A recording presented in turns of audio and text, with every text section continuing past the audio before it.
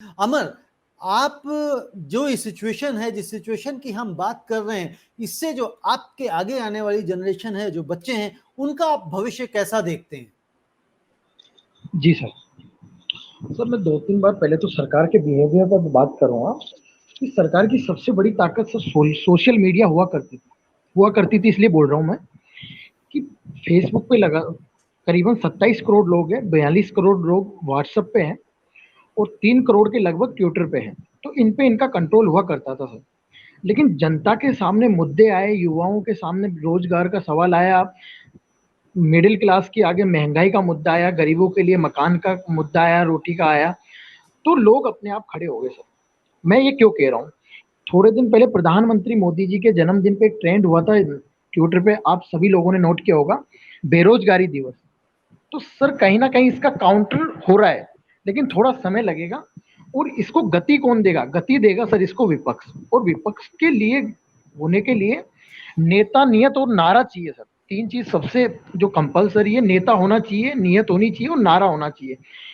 जब ये तीनों चीज, तीनों फ्लेवर एक साथ मिल जाएंगे तो सर सबका अंत है। इंदिरा गांधी जी को लगता था कि मेरे बाद कौन, कहीं ना कहीं राजीव जी को भी लगता है, उनकी दुर्घटना के पहले उनको भी लगता था, लेकिन वीपी सिंह आए और क्या नाम है, एक कागज रखते थे जेब में, आप लोगों से ही सुना था मैंने, और उस कागज को दिखाते हुए बोलते थे कि भैया ये मेरे पास सभी अकाउंट है और इनसे पैसा देश के लिस्ट खाते में निकालूं क्या, ट्रांसफर नाम होगा। बताऊं क्या? जो जी, चौधरी देवीलाल भी इसी तरह से नैरेटिव चलाते थे कि भैया नोट छापने की मशीन ला दूंगा मैं, और आप जितने नोट छापोगे उतने यूज में लोगे, जितना विकास होगा। तो एक नैरेटिव भी होना चाहिए। जी, नैरेटिव भी होना चाहिए। जिस तरह से हम लोग बात कर रहे हैं और जिस तरह से बात उठाई जा रही है विपक्ष की, मैं भी यही लगातार कहता आ रहा हूं कि मौजूदा केंद्र सरकार की बात करें तो वो सोने की तश्तरी में मुद्दे सजा सजा के दे रही है, लेकिन विपक्ष उन मुद्दों को पकड़ नहीं रहा है, लपक नहीं रहा, उसके ऊपर कार्य नहीं कर रहा है।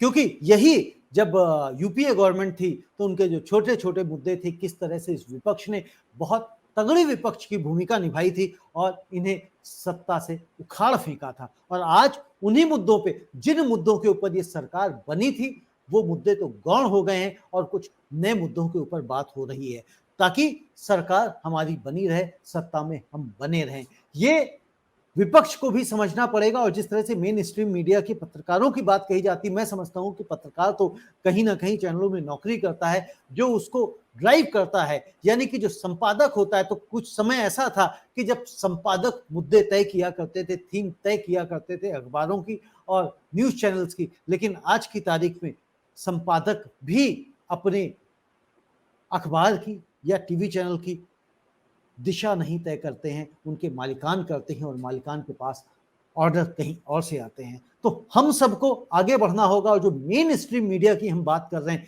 इससे बड़ी लाइन जो इंडिपेंडेंट जर्नलिज्म है उसको बड़ा करना पड़ेगा। जब तक ये लाइन बड़ी नहीं होगी, तब तक जो तथाकथित मेन स्ट्रीम मीडिया है ये गौण नहीं होगा। और जब तक ये गौण नहीं होगा, तब तक इस तरह की जो समस्याएं लगातार चलती आ रही हैं, क्योंकि उनकी रीच बहुत ज्यादा है, बहुत तगड़ी है। जिस तरह से हम देखते हैं कि इन चैनल्स के ऊपर जो बड़े बड़े प्रवक्ता आते हैं और किस तरह से कहते हैं ना, दिन दहाड़े झूठ बोलते हैं, सफेद झूठ बोलते हैं, लेकिन कहीं कोई उनकी सुनवाई नहीं है। हम जिस अभी अमर ने कहा, जिस तरह से बात करी, संबित पात्रा की बात करी, जिस तरह से गौरव की बात करी, गौरव भाटिया लगातार टीवी चैनल पे कहते आ रहे थे कि 1 जुलाई से सबको 80 लाख वैक्सीन लगाई जाएगी। सबको से मतलब था समाज में, देश में 80 लाख वैक्सीन रोज लगे थी। लेकिन 80 लाख की वैक्सीन की संख्या 1 जुलाई से आज तक कितने दिन पहुंची है, ये हम देखते भी हैं, समझते भी हैं, लेकिन हम क्वेश्चन नहीं करते हैं।